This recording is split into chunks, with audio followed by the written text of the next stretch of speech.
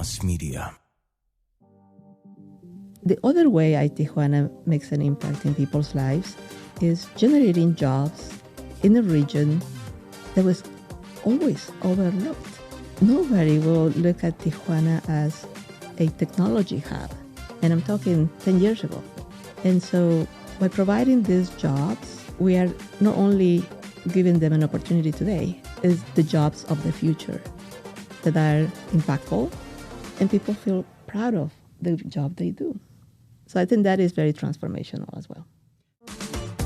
Olas Media presents Border Masters, the podcast where the U.S.-Mexico border takes center stage. Gustavo is from Nogales. He has amazing credentials. So he's super knowledgeable of everything border, but we come from very different borders. Monique is very good on the emotional intelligence.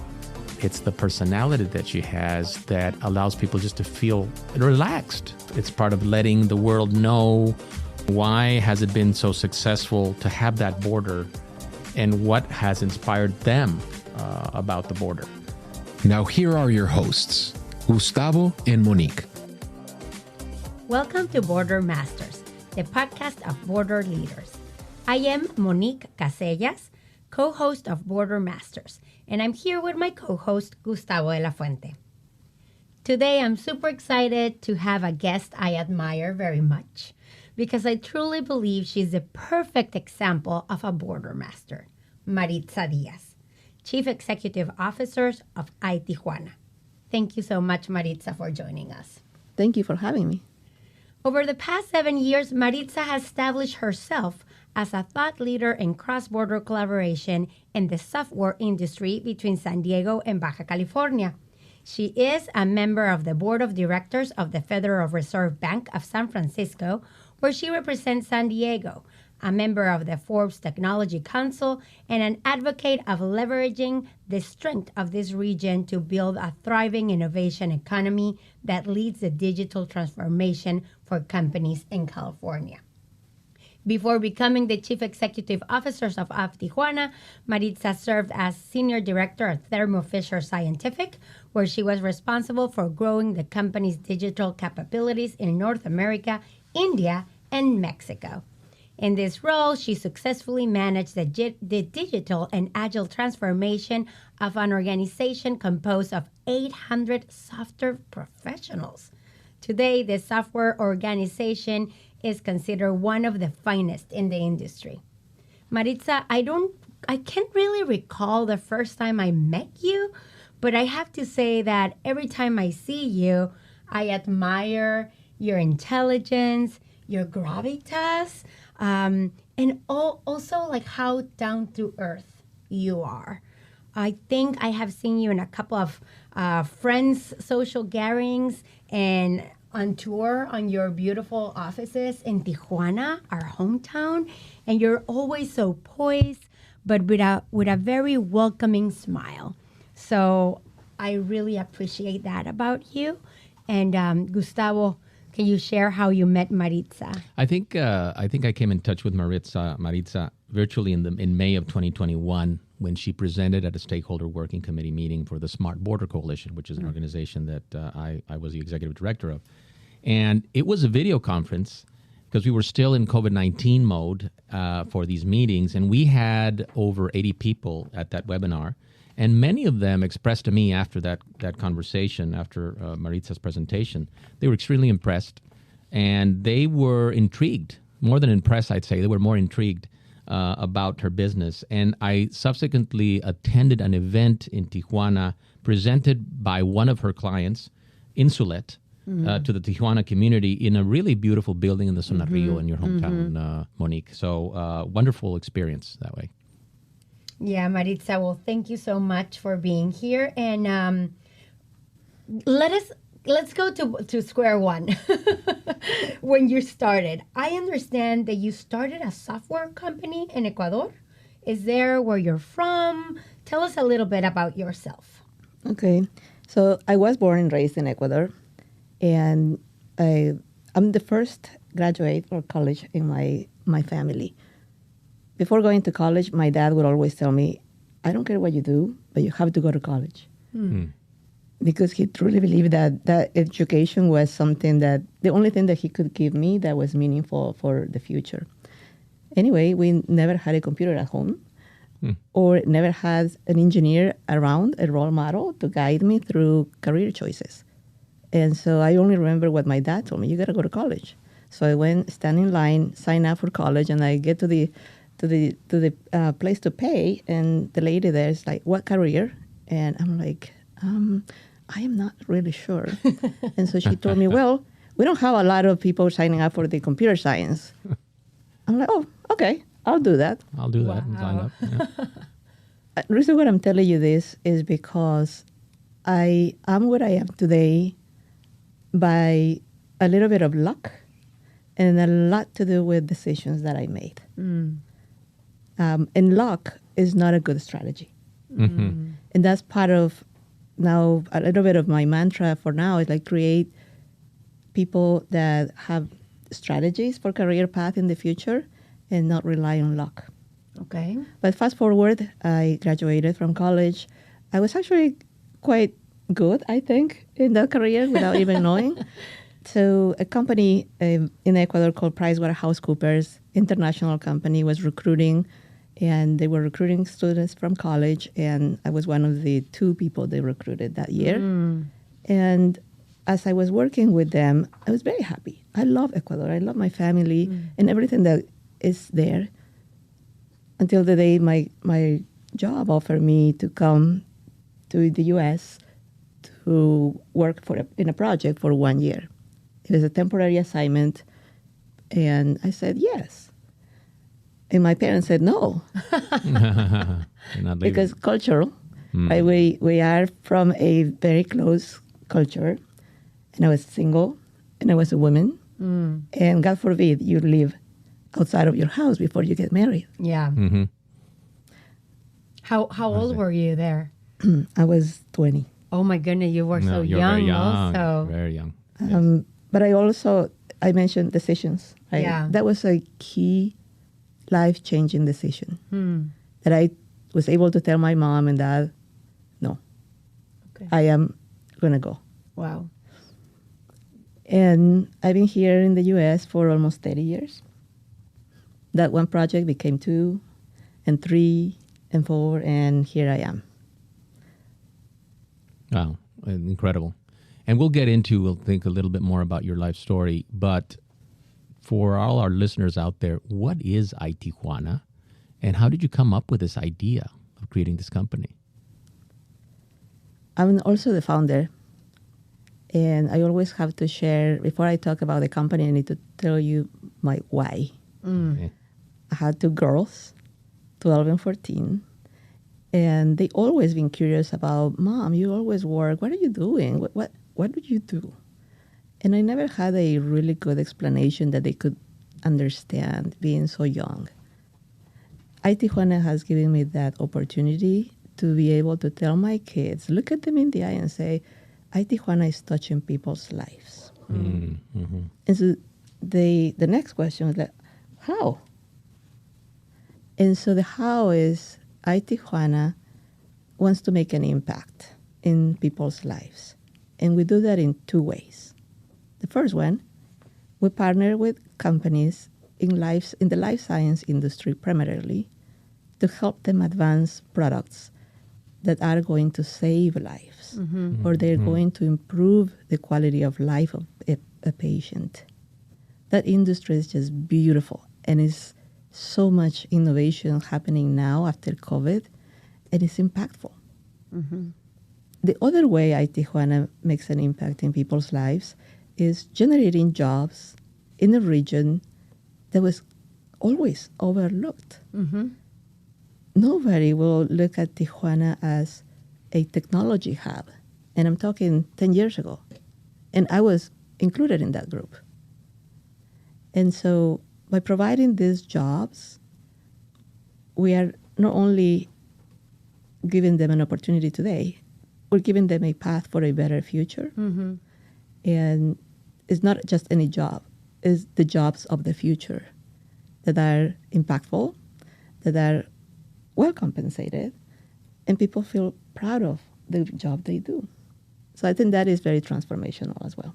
However, when you thought, like, how was that leap of, I'm in the U.S., I was working for a company, and then now I'm going to do my whole company. I'm going to be a founder because I have a why and a how. How did you make that decision? So when I worked for Thermo Fisher Scientific, I was a software engineer. And the company was the leader in serving science. And back in 2012, the company realized this digital transformation is starting to pop up everywhere. Almost every company started talking about digital transformation. And when you think about digital is enabled with software. And I was a software engineer. So talk about being at the right time at the right place. So Thermo Fisher launched this new mission of becoming the leaders in digital science. And I was employee number 2 of this engineering organization, digital engineering organization. And I worked for the CTO, and my job was to build the digital engineering organization. And at first I'm like, okay, I can do that. Little that I knew is like, oh, you got to hire about 1,000 software engineers. And I'm like, okay. It was a hard job, not only because it's the volume, but the competition for that type of talent in the U.S. I learned a lot along the way. One was that there aren't enough software engineers in the U.S. to do all the digital transformations that every industry and every company wanted to work on. And so, like everybody else, I went to India. That's the logical choice. Yes. And it's the safe choice. But I had to do it because I needed to hire. As I did that, we realized we need more. And we were all happy with India, but it wasn't something easy to do or sustainable because of the time zone difference.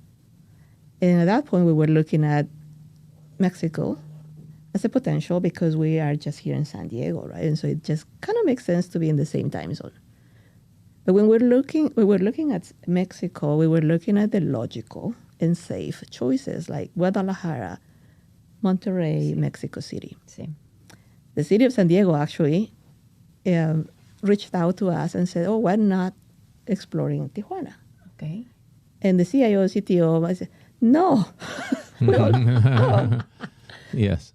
But no, wait, why? Oh, because we need hundreds of software engineers. Long story short, we came hesitant. And they drove us in this little shuttle that was new because we were used to getting on a plane. But we did it. We built a fantastic software center of excellence, and it's key excellence.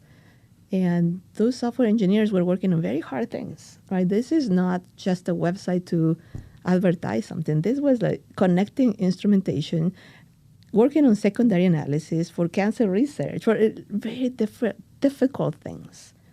And the quality that we saw was amazing. Through this journey with Thermo Fisher, I moved from software engineer to running this operation. I had to learn everything from HR, talent acquisition, finance, legal, compliance, and software. That experience taught me how to do it. But more importantly, I fell in love with the people. And I just had to do it. I had this need I had to do more of this. And Thermo Fisher achieved their goal. But then there were many other companies in San Diego that could benefit from this.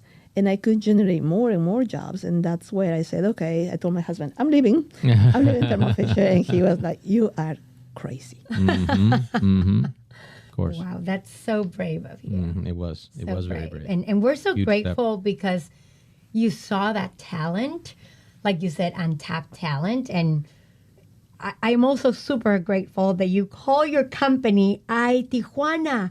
You're placing the name of my hometown on a global scale. How would you describe the talent that exists in Tijuana and what it has to offer to San Diego and beyond? So thank you for bringing up the name, because I think it's an important part of the story. As I was working with more people in Tijuana, I realized I was wrong when I didn't want to come to Tijuana on day one, when the San Diego City invited me. And I was thinking, why is that? And it's the perception.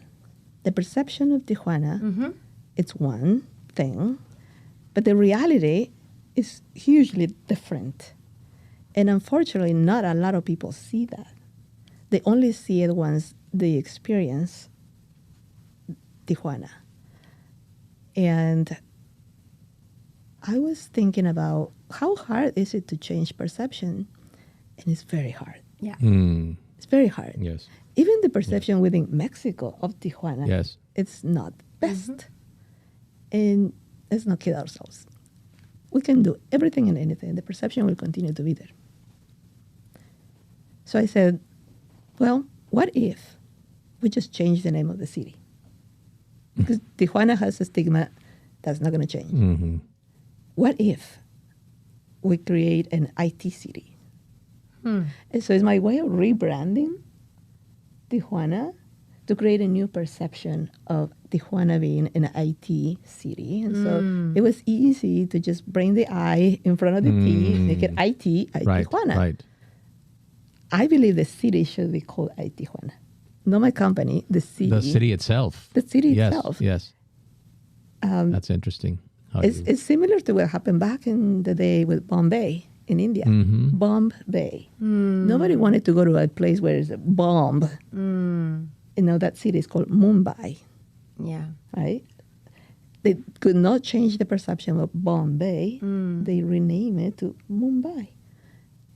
iTijuana. Maritza Diaz for major. I'm calling it. For major of iTijuana. No, it's a very interesting way that you're looking at it, and yeah, we struggle, I think, at the border with the perception versus reality issue. It's all over, and there's this stigma, and there's these extremes in conceptions about cities and areas and regions of the world. Tijuana being one of them, but I obviously realize that education is quite important to you. You're the first generation to graduate from your family, graduate college. You have an MBA. You have a number of different educational attainments, degrees over the years. Tell us about the university system on the Mexican side of the border, because at the end of the day, you were looking for people, when you were at Thermo Fisher, which you were just describing, you were looking for student talent. Yeah, I'm assuming that you started with that and you've continued with STEM programs. And how is that talent among the universities in Baja California, for instance? Great. Bottom line, I've hired people from all over the world. And I can tell you the level of education that I found in Mexico is fantastic. Not only the quality, but also the number of people that are going to STEM careers is greater than the U.S. How is that possible, right? When you are in the U.S., you're like, oh my God, we're the number one country in the world, but yet we don't have enough STEM students graduating. Mexico has more. And so for me, it was volume and quality. And Mexico brings those two. When you look at the trends, about 5 years from now, Mexico will be the number one in Latin America in terms of number of graduates. Right now is Brazil has that number one, but the rate of new graduates is fantastic. And the quality is great. And you know, when I started at Thermo Fisher, I knew nothing about the educational system of Mexico. And so some people from Mexico were helping me with who I wanted to hire only from the best, right? My mindset back in the day. And the best was the Tecnológico de Monterrey and so on and so forth. So I went like, I'm going to hire from the Tecnológico de Monterrey. And I did. Those were kind of my first hires. And I relocated them to Tijuana. And today, we hire from every single university that has a program in computer science. And the quality is just as great. Wow. In software and in this new digital world, you need different types of technologists. You need those that are going to write the code. You need those that are more product oriented so that they can write stories and testing. You also need that business mindset to make sure that the product that we're bringing to light is on time. It has all the specifications, it meets the user requirements. So it's talent variety for all sorts of roles. This is for your Scrum teams, as you would describe it, right? Correct. Okay. So if I needed software developers, probably going to technological or more polytechnic. But if I needed more business focus, I'll go to Technological Monterrey or others or CETIS. So I like that. There's a lot of variety of different skills in different universities. And being on the border, it's also another benefit that you have universities not only in Mexico, you have universities in San Diego. So talk about engineering and science, UCSD is one of the best. And we're partnering with them as well to create this ecosystem where education doesn't have borders. And everybody has the opportunity to earn degrees and have access to the same level of education regardless of where they are. Super interesting. Reading, Maritza, about iTijuana, it has been named a unicorn company by many here in San Diego and other parts of the globe. But let's talk about some interesting and very impressive numbers your company has accomplished. A 4 times innovation rate at 1/3 of the cost, half of the turnover, as well as 200% growth in 3 years. Is all of this sustainable? Absolutely. It's just the beginning. The world, the future is digital. And I'm not just saying because I'm a software engineer. It's the reality. It's the reality. If any company today, any industry should consider themselves a software company. I think COVID really taught us that digitalization is not an optional, it's not a nice to have, it's critical part of the business. And so I'm excited about the future. It's going to be more and more. And as we progress through this journey of becoming more digital, we're going to find that some roles are going to be more obsolete than others, but then new roles will appear, and that's what's exciting to me, and tying it back to education and making sure that we have this pulse on the industry and work with universities to say, well, you know what? Now we no longer need this technology or this type of professional. Now we need more people with data science or data engineering or prompt engineering or AI. I mean, all sorts of new careers that are being created because of this digitalization. And at the same time, it's not just build, but also threats, right? So cybersecurity is so important nowadays because as more things become digital, there are all these bad actors or ways or companies need to protect themselves. So it's just, the sky is the limit. So we know San Diego is in the top 5 cities for biotech and medtech in the United States. I'm sure you've been able to source many of your business opportunities or deals with companies from San Diego. But what about businesses outside of San Diego? How's that sort of behaved? And is that the future of iTijuana, going out beyond San Diego County and to the world, really? I mean, I'm assuming that you have some companies that are outside of the county already. But where do you see all that kind of evolving? So 2 years ago, I achieved my 5-year plan because we grew very fast. Yeah. And so I was like, okay, so what's next? And me being very aggressive with, okay, now we're going to have to grow 400 times more, right? And I figured we're going to grow only if we expand outside of San Diego and Tijuana. And so we do have other clients in other parts of the regions, Midwest, Northern California. This last 2 years had been absolutely the most difficult because expanding outside of your core requires a very different mindset. It also, when you combine with the economy and other aspects external to us, even our own clients have been having a lot of hard times. So at the end of this past year, during the holidays, I was back in home and saying, what is happening? What is iTijuana going to be focusing on in 2025 and beyond?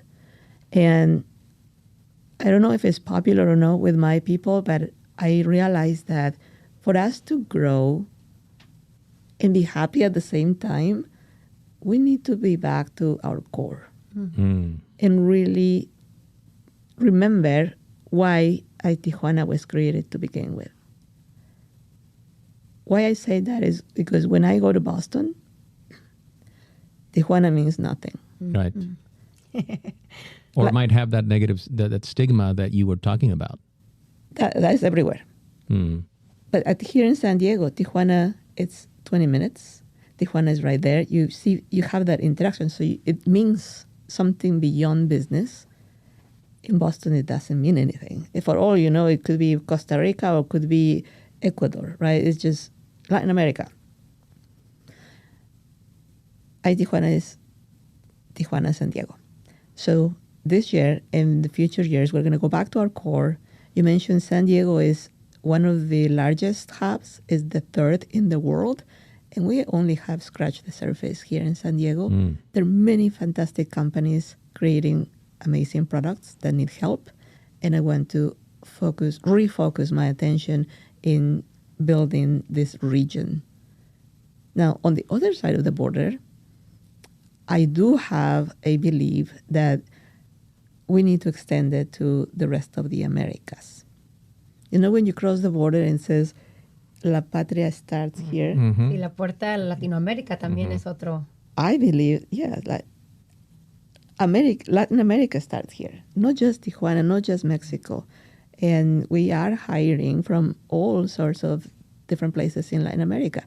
I think that will continue because the need for this new jobs and new people, new roles is so much greater than Tijuana and San Diego. We have to expand and bring these opportunities to the rest of Latin America. No borders, right? It should be one Americas. Yes. North, South, Central, one. Let's take a quick break from the conversation. You're listening to Border Masters. We will be right back. Hey, it's Daniel from Beyond the Doors. We're super excited to be a part of the Olas Media Network, recording right here in San Diego, alongside some amazing podcasts. There's a host of wonderful shows from all types of genres. For the true San Diegan who wants to know more about local officials and their journey to success, there's Dear San Diego with my good friend, Tony Monolatos. And of course, there's a true crime podcast with one of the most notable prosecutors in California history, Anne-Marie Schubert. Basically, like real estate, there's a little something for all walks of life. You won't want to miss it. So head over to olasmedia.com or wherever you get your podcasts. Don't forget to follow or subscribe while you're there. Mixed Grounds Coffee, founded in 2020, is where culture brews community. Located in San Diego's Logan Heights district, this Vietnamese-owned micro-roastery brings you the world's finest beans roasted in small batches. Mixed Grounds is proud to present I Just Wanted to Push Record on the Olas Media Network, celebrating arts, community, and culture. Here's a cautionary tale.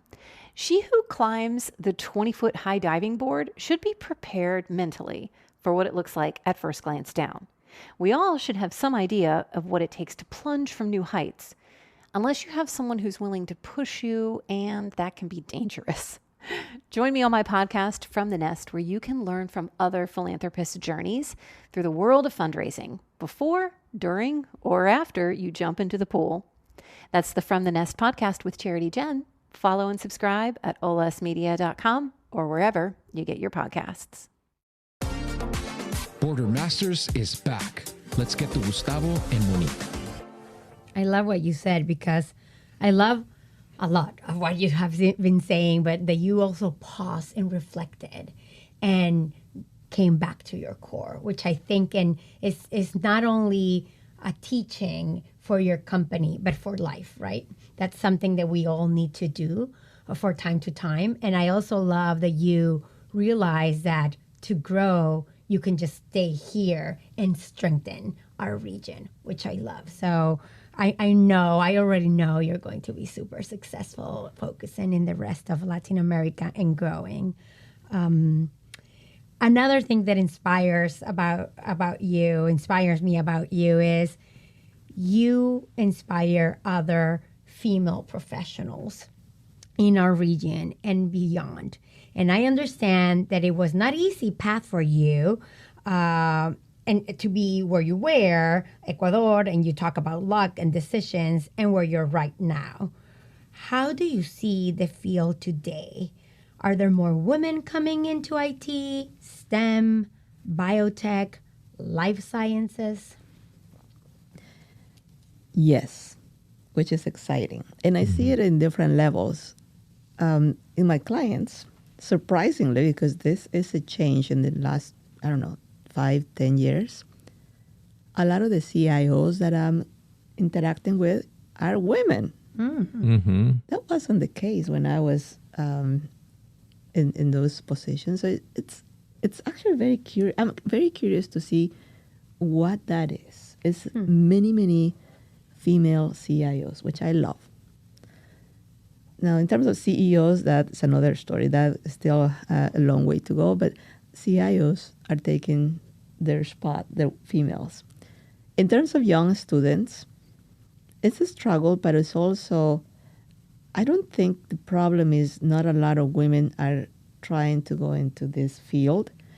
I think the drop is when they don't get an opportunity to even start the first job. And that's where I can make a difference, at least in my small circle. We do have a trainee program, which is hiring students who have not graduated yet from different careers in engineering. And that's where I partner with my clients to convince them to give the women a chance. Mm-hmm. Because sometimes women, not sometimes, a lot of times, we're too perfectionist. We didn't even apply for the job if we don't meet every single requirement on the job description. And that's the work we are doing with our university relations. And when we're trying to bring these young students, we're like, you don't have to be perfect. In fact, we don't even need you to know the hard skills. We only look at your scores in school and your interview, how you present yourself. That's all, because you're going to learn. And so hiring women early enough will give a better chance to have a larger presence in the future. The other thing we do at ITJ is management. And that's where I have direct influence. Today, the ratio of management at ITJ is 50-50. I trust that these women that are in positions of decision-making and hiring will do their part to bring more women to those roles. It's a journey. I see that. And I see something super important, which is mentorship. I don't know about you and your career, but I believe, again, being like you from Latin America, this idea of mentorship, I almost think is non-existent. But then when we came to the U.S., it's like this whole new story about how important are your mentors for you. Can you tell us a little bit about your journey on that and how many, like you said, paying it forward with your management team? Is it this mentorship component important as well? Having mentors is very important for regardless who you are or where you come from or what your career aspirations are. Personally, when I was a young professional, I did have a couple of mentors. They were all male, right? Because of where the demographics. Mm-hmm. But it doesn't matter who your mentor is, female or not. I think it's important to have someone that you know have a skill or behavior that you want to acquire. It's very, very important. But equally important are sponsors. I also had a couple of sponsors in my career that helped me take on new challenges and new roles and be my voice, my representation when I wasn't in the room. You need to have that. that's back to the management at ITJ. Those managers, I am not their mentor. I am their sponsor. Because I am putting them in those positions without even they asking. They're not even asking. I put them there so that they can do their thing. So sponsoring is equally important as mentors. So important. So your company is very young. You're only in your 6th year. So you started this in September of 2019. You're also in a very fluid environment where AI and machine learning are, in some aspects, replacing programming, right? That has happened over the years. How will iTijuana adapt to this? Is there still room to grow with software programming? This is so exciting to me because the first time I played with ChatGPT was I think the second day that came out, and it was all this excitement. Yes. And I asked him to write some code, and it did. And I was shocked. Stunned. I was like, oh my God. I was running so excited. My husband was like, what's happening here? Like, oh my God. This thing can write code better than a programmer. But then a few days later, I'm like, holy cow, this is going to eliminate the software engineering need. And the answer is, yes, it will eliminate some. Microsoft recently showcased one of their customers that are fully implementing AI in software, and they're seeing 30% productivity gain already. Wow. One client. So when I think about iTijuana, I said, oh, how can we bring that speed and acceleration to our clients? Because their products are the important aspect in this whole equation. There are patients that are needing a product. We haven't cured cancer. And what if we all together can do that? By accelerating, writing code faster, better, cheaper. So is this going to be a threat for ITJ? Yes. So how do we get in front of it? By we created a practice internally called ITJ Labs, which is our AI practice. And when you think about the jobs of the future are shifting. You will need software engineers, yes, but you will also need data engineers, AI engineers, data scientists, data engineers, prompt engineers, and new roles are showing up every month. The prompt engineer is something new that I have yet to understand what that is. But we do have this practice, and the intention of ITJ Labs is to generate talent with those skills. And so they are out there practicing hands-on projects from our clients, learning and teaching and bringing more people into the learning of all of these functions.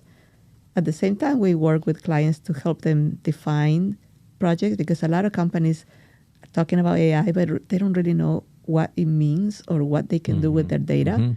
And so we're helping them do proof of concepts and pilot programs where they can just test a concept and see if it's viable or not. So it's very exciting. That practice has a lot of attention right now. In fact, we have a tech tour tomorrow, and I think 80% of the attendees want to hear about the AI I'm sure. practice. Right. So I'm excited because it's a new area, new potential business line. And at the same time, we're generating new talent that is going to be needed. So it's a win-win-win where everybody wins. And even with the biotechs, you know that I work at Scripps Research, and everybody's doing an AI biotech. So even before that, I didn't hear that. And now even the Nobel Prize is an AI biotech. So I think it's like a shift in just a couple of years that shift happened, correct? Yes, I think life science in general as an industry has the most potential for disruption through AI. Traditionally, that industry has been lacking innovation, but also very siloed. So the data is very private and it's only mine and it's only in this little silo. Opening it up will help us eradicate disease, for sure. So that's very exciting. Yeah, sure. That is very exciting. And it goes back to the core, right? To what but pushed you in the very beginning to set up the company. The Yes. why. Yeah. I Yep. love it. So your vision, would you say, is it still to create the largest and most important biomed tech hub here in the U.S.-Mexico border? Tell us about that plan. That plan. So, being a technologist, we always look at the Silicon Valley as the holy grail, right? Like, oh my God, the Silicon Valley is the best thing ever. And I used to say, the Silicon Valley should be here in San Diego and Tijuana because we have all the ingredients, right? We have the innovation, we have the people, But now that I've been working in this region for so many years, I found and I realized that, God, no, the Silicon Valley will never move. Is what it is, and so be it. However, we have something way better than silicon. We have life science. And so that's what the biomedtech Valley idea came about. And like, why don't we, instead of focusing on Silicon Valley, let's create the biomed valley here. Because life science is a combination of biotech, medical device, and pharma. But now and I still believe we should do that. We have every ingredient possible to make it. But back to my core, 2025, I'm renewed, and say, you know what? Let's just do good. Okay. Something simple, something that everybody can get behind. And that's my new mantra. Whether we create this most important, the biggest, the greatest, I just want to go back to be simple and say, let's do good. And by doing good, working on these industries that are so impactful, by the good, being good neighbors and creating jobs that are going to help us and benefit us both in the world, right? So yeah, that's my new renewed focus. But I believe San Diego and Tijuana can be the place where we will hopefully cure cancer and other disease. 10% happier. 10% happy. Yes. And with that kind of vision in mind that you're setting forth here, I understand you wanted to reach a milestone of having 50% women working at your company. How close are you to that milestone, and what is it going to take to get there? I am not close enough. Last I saw the numbers, we are 30%. What is it going to take? Well, number one is people making the decisions. So I did that. So the management level is 50-50. I'm halfway there. I trust that they will do their thing to increase. But then it's also going back to the early stages and giving women an opportunity. And that is not just ITJ internally when we are interviewing, but also my clients need to give that opportunity. And women themselves need to give themselves that opportunity. Yes. And you know, when we're young and we say, well, not a lot of women graduate from STEM. Yeah. But at 20 years, your brain is so ripe for learning that I can take any woman that went to college and teaching them to be a prompt engineer, data engineers, data science. They can learn for sure. So it's just giving that opportunity to people, and people also giving themselves that opportunity. It's a journey. I'm doing what I can, but it's a combination of things. Of course. Not easy. Not an easy task. And it's a mindset, I think, as a woman, as a student, looking back on your life, it's almost even cultural, right? It's a mindset that I believe we need to have and change. Yes. I have a student at ITJ, graduated from communications, and she's taking Python lessons. Yeah, a mindset. I truly believe this. And going to that, I actually hate to ask this, but Maritza, how do you do it all? Any tips for all of us mortals who are trying to be wives, mothers, successful professionals? I love that you came in and you're like, I just dropped my daughters. There's so much traffic. And I'm like, yay, I can relate. But then when I see you as a CEO, it's like, oh my goodness, I guess How does she do it? Yeah, I guess we have this vision of like you're in your computer all day, like having your coffee, like devil wears I'm Prada, going to in and out of right? meetings, and But how do you? Any tips for like we're struggling, but then we see you and you inspire us. Like, how do you do it all? Don't. Don't do it all. Okay, let's start there. You know, a lot of people say, "Oh, everything is possible. You can have everything in life." No, you can't, right? you can't. So let's be realistic. Life is real, and you have your all your responsibilities on the table. Mm-hmm. Prioritize, but also make sure that along the way you find good partners. My husband is a true partner. I can be here because I know he made breakfast for my kids in the morning while I was getting ready to be here, and then I dropped them off in school. We are partners. Yes. And that without him, I couldn't do it. Yes. But then, even when you have that partner, make sure you're not so hard on yourself. You can't have it all. Bottom line, you cannot have it all. Get what you feel is important, and be happy with that. Yeah. We're all on the same boat together. We're all mortals, and yes, I do drink coffee, but I also have to clean the house and walk the dogs, and it's just life. Yes. Yeah. And decisions. When you went to the partner part, decisions. Yes. Enough said. Well, I've got to tell you, we are in awe of what you've been doing, what you've accomplished. And when we started this conversation, Monique started this conversation about who Border Masters was, right? What are we doing? Why are we doing this podcast? We're talking to border leaders, right? But when you hear the term or the expression Border Masters, what do you think? What comes to mind to you? That's an interesting question. I think of some sort of a ninja, super expert at borders. My view on borders is that they should not exist. There should be masters on just driving collaboration in the Americas. The future is borderless. And digital, there are no borders. So hopefully we'll have more masters on how do we interact and collaborate and bring benefits on all parts of the world, regardless of where you are. And I think the beauty is that digital will help us with that. Yes, certainly makes it a lot easier. I love it. Masters of Collaboration. We have a new name. However, Maritza, when I wanted to interview, like I see you as like the border master. Do you believe you're a border master, or who, in your point of view, is that like ideal border master? I certainly don't see myself as border master. You heard my story. I'm from Ecuador. I'm not from the U.S. I moved here when I was 20.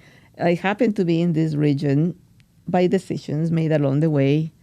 I use the border to come and go from my business to home. But for me, the border has been very seamless. For me, the border doesn't exist because the software we write has no borders. I can write software. People can write software in Tijuana, San Diego, and it's the same thing. This thing called the cloud. It enables us to like really store this information, these bytes and bits, anywhere that are. So for me, it's never been a border. I'm a citizen who lives in a border town, but you're not ruled by jurisdictions. No, because you live in the digital world. I live in the digital world where there are no borders, and that's beautiful. So I don't consider myself a master of the border. I just know no border. But you saw the opportunity, and also something that I take from you is you talk the same language, and I think the beauty also is like being digital, your language, right? And I think the beauty we have here in this studio 3 people who speak Spanish as their mother tongue, and we're all having an interview in English, right? So yes. I think that's like that beauty of just like being able to adapt and speak the same language and being flexible wherever you are. Yes. Maritza, before we end our episode, is there anything that you'd like to share with our audience? And also tell our audience how they can come in touch with iTijuana. Well, iTijuana, hopefully the audience here will learn a little bit more about who we are, what we do. We are reachable at itj.com. We're constantly always engaging in the community with tech tours, bringing people to see the reality. In fact, tomorrow we have a tech tour from San Diego to Tijuana. We're bringing leaders across the region to come and see and hopefully help change that perception. The last thing I would say here is being in this region and the perception and reality, there is a huge gap between the perception and reality of Tijuana. Mm-hmm. And that huge gap, I like to call it opportunity. Mm-hmm. And in fact, Tijuana is the biggest opportunity that San Diego could have. And I encourage every leader in San Diego to take advantage of that unique competitive advantage. So, Monique, this was a fascinating episode. I was amazed at how Maritza has been able to pull it off, all of it. Obviously she has a family, she has 2 daughters, she's got all this huge company that she's created in a span of only 5 or 6 years. I got to say that there's two things that she said that really impressed me and really are making me think and do a lot of reflection. One is when we ask this question about, well, are you a border master? And she says, no, not really. And then she says, I think that we should be masters of driving collaboration in the Americas. So she believes more in that sense of, not thinking about the border and having there be no border in the first place because of the digital world she's in. But this whole thing about driving collaboration in the Americas was being a master of that was just so impressive. And the second thing that kind of caught my eye was when she said perception versus reality, right? The name Tijuana has a certain stigma, but she still kept it. And she said, there's this gap between perception and reality, and I don't see the gap as a gap. I see it as an opportunity. Mm-hmm. So 2 things that were just huge for me. And I think that's how she is a leader, right? Like leaders, they do not see borders. They do not see a wall in front of them. They do not see ceilings. Like the world is there, right? The opportunity is there. So I think that's how we can see that she is a true leader, and also the making an impact and changing. So she really, I love that she is not all, of course it is, but it's not all for profit. It's also, she wanted to make a change. So how can I change this and make it better? Mm-hmm. Just added an I before the word one. No, that was amazing. And she doesn't, as you were saying, she doesn't believe in borders because in this digital world she lives in, you export or import data all the time, right? It just doesn't go through the usual physical channels, through the jurisdictions. And she's in a prime field at the right time. So a lot of success to her, and kudos to her for what she's been able to accomplish and the team she's been able to create over there. Yeah, and I think also something super important, if any entrepreneurs are hearing us or people who are thinking about doing a career change or making a leap, is to ask, what's your why? I think even not, right? Even if you're in an established career, but what is your why? I often meet a lot of my friends that have their businesses, or even myself, I think last year, where I was like a little lost. And so going back to your core, she keeps mentioning going back to your core, going back to your roots, asking your why. And once you have your why do you do this? Why do you want to do this? How are you going to make your why a reality? Which I think are those very, very important questions to ask ourselves. No, for sure. Everybody who's out there, Border Masters, to tune into more episodes, go to olasmedia.com or wherever you're listening to your favorite podcast. When you're in your car, choose it. And remember, if you have any comments, questions, guests, or topic suggestions, you can contact us at info@bordermasterspodcast.com. Thank you so much, Maritza, for your time, sharing your story. My name is Monica Sellas, and together with Gustavo de la Fuente, we're grateful for sharing your time with us. Thank you for having me. Thank you. This episode of Border Masters fue creado por un Dream Team. JC Polk, nuestro production consultant that supports us con su experiencia y creatividad. Lina Álvarez, nuestra executive producer, siempre al mando. Ulises Bretón, nuestro creative director, bringing the vision to life. Alan González, el audio engineer, que nos hace sonar increíble. Y un agradecimiento especial a Chad Peace, founder y presidente, por ser la inspiración detrás de todo esto. Producido entre la Sunny San Diego, California y la Vibrant Tijuana, Baja California, Olas Media es parte de IBC Media Group. ¿Quieres más? Check out olasmedia.com para más episodios y el blog del show. Gracias por escucharnos. De parte de Gustavo y Monique, nos vemos la próxima vez.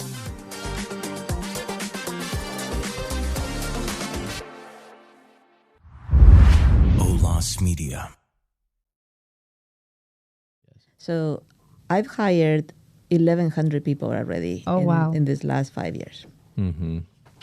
500 of those were students at some point. And now fast forward 5 years, they're becoming the seniors. Right. The senior leaders. Yes. In fact, one of the kids that I hired for Thermo Fisher from the Tecnológico de Monterrey, right? We stay in touch and all because that's the beauty, right? We're creating community. Yes. Yes. And so he's now working for me, and he's a senior manager now. So think about that. We're creating this path of career opportunity for kids that graduate from school, know nothing. Sure. This kiddo worked with me for Thermo for 2 years, and he's so brilliant that he was recruited by Microsoft in Seattle. Oh, wow. They took him to Microsoft. I couldn't retain him. Like, good luck, Chava. Compete against that at the time. Yeah.